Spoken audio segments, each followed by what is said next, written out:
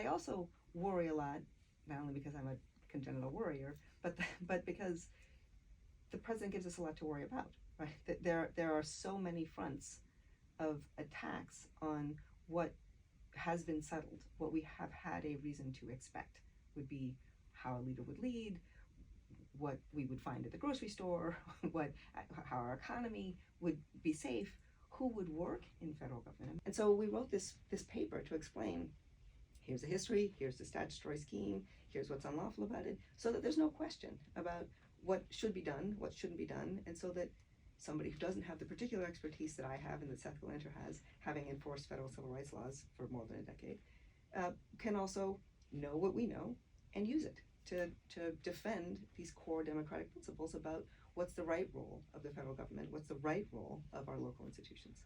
It's not that the president is not entitled to try to push the policies that the president believes in. I find them reprehensible. I don't agree with them, but that's neither here nor there. I'm not the president. And this is the president whom this country elected. That president is entitled to try to push those policies. But there's a lawful way to do it, and this president is consistently choosing the unlawful way. So it's important to point that out. It's important to say no. It's important to go through the steps for, if you would like to change X, Y, or Z policy, here's how you would have to do it. And that's what our democracy is about. That's what our checks and balances are about. That's actually our system that's supposed to work. And that means that there's lots of room to enact lots of policies that I find personally offensive. But the president can do that. And I would have nothing to say about it because that's what the law is. So disappointed because I believe in a system when I go and exercise my right to vote, for which we fought and died in this country so that I could do it, that my vote will mean something and that my elected officials will stand for the things that they told me as campaigners that they were standing for, and so I voted for them. And I expect that backbone.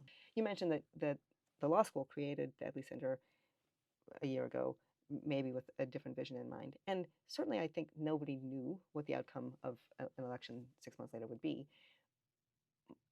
But the reality is, as challenging as this time is, and it is existentially challenging now for us, full stop, but as challenging as this time is, it's at a speed and a scope that is magnified. But the reality is that always we have to be vigilant about our democracy. Always there's tests and there's conflict that we need to be prepared to stand for. So there's always a need for a place like the Edley Center, and there's an acute need now.